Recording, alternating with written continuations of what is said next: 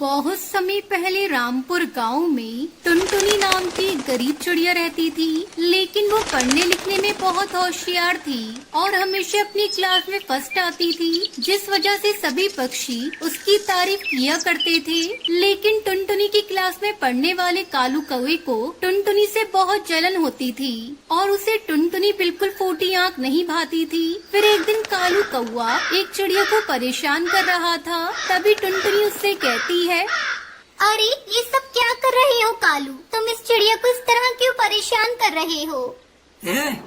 तू कौन होती है मुझसे सवाल जवाब करने वाली? अपने काम से काम रखा कर, ठीक है ना?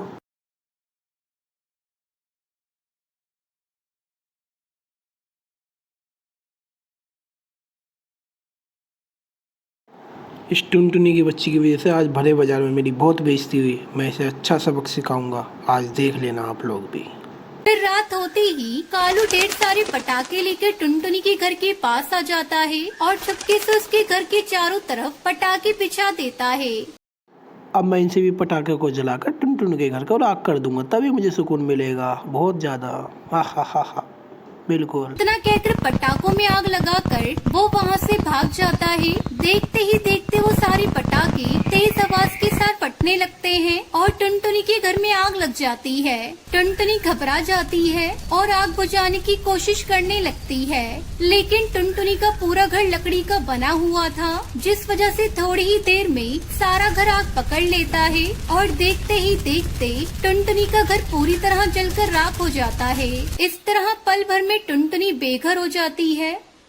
अब मैं क्या करूं? मेरा तो सब कुछ जलकर राख हो गया। नई किताबें खरीदने के लिए मेरे पास पैसे भी नहीं है। लगता है मुझे कहीं मजदूरी करके पैसे इकट्ठा करने पड़ेंगे। ये सोचकर टुनटुनी काम मांगने बाजार की ओर चल देती है, लेकिन तभी रास्ते में उसे गुब्बारे बेचने वाले साधु बाबा मिलते हैं। ठहरो बेटी, क्या बात है? लगता है तुम्हारी जिंदगी में बहुत तकलीफ है। तुम मुझसे गुब्बारे खरीद लो, तुम्हारी सारी तकलीफें दूर हो जाएंगी। गुब्बारे वाली की बातें सुनकर टुनटुनी को बड़ा अजीब लगता है। देखिए बाबा, आपके गुब्बारे खरीदने के लिए मेरे पास पैसे नहीं है। इस समय मैं बहुत दुखी हूँ, मुझे मेरे हाल पर छोड़ दीजिए। इतना कहकर टुनटुनी वहाँ से जाने लगती है, लेकिन तभी गुब्बारे वालों से रोक लेता है। तुम्हारे पास पैसे नहीं है तो कोई बात नहीं बेटा, ये लो मेरी तरफ से गुब्बारा रख लो। इतना कहकर गुब्बारे वाला टुनटुनी को गुब्बारा पकड़ा देता है। जैसे ही टुनटुनी गुब्बारे को पकड़ती है कि तभी वो गुब्बारा टुनटुनी को लेकर हवा में उड़ने लगा और उसे घने जंगल में मौजूद एक सुंदर से गुब्बारे के घर के पास ले जाता है। अरे ये सब मेरे साथ क्या हो रहा है? वो गुब्बारा मुझे इस गुब्बारे के घर के पास क्यों लेकर आ गया? उसके बाद टुनटुनी दरवाजा खोलकर गुब्बारे के घर के अंदर चली जाती है। तभी वहाँ भूतिया टूनी चिड़िया की आत्मा बैठी थी। आओ टुनटुनी, ये मेरा जादुई घर है, घबराओ नहीं। मुझे तुम जैसी हालत की मारी चिड़िया की मदद के लिए बनाया गया है।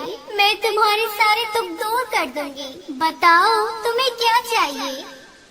ये सुनकर टुनटुनी खुश हो जाती है। मैं हमेशा तुम्हारे साथ रहकर तुम्हारी मदद करूंगी। तुम मेरे घर में आराम से रह सकती हो, यहाँ कोई तकलीफ नहीं होगी। भूतिया टूनी चिड़िया की आत्मा, सबसे पहले मैं अपने गांव जाना चाहती हूँ। टुनटुनी के इतना कहते ही वो घर हवा में उड़ने लगता है और थोड़ी ही देर में टुनटुनी को उसके गांव पहुंचा देता है। अरे वाह, ये तो कमाल हो गया। अब मैं इस घर से अपने लिए किताबें मांग लेती हूँ ताकि कॉलेज जाकर पढ़ाई कर सकूँ। उसके बाद टुनटुनी जादुई गुब्बारे घर से अपनी पढ़ाई की किताबें मांग लेती है। इस तरह टुनटुनी की जरूरत की पूरी चीजें आ जाती हैं और वो अगले दिन से कॉलेज जाने लगती है।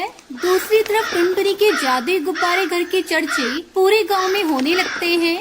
जब ये बात कालू को पता चलती है तो उससे टुनटुनी की खुशी बर्दाश्त नहीं होती। फिर रात में अब मैं इन पटाखों की मदद से टुनटुन के इस गुब्बारे वाले घर को भी जलाकर राख कर दूंगा, ताकि ये घर भी ना बचे।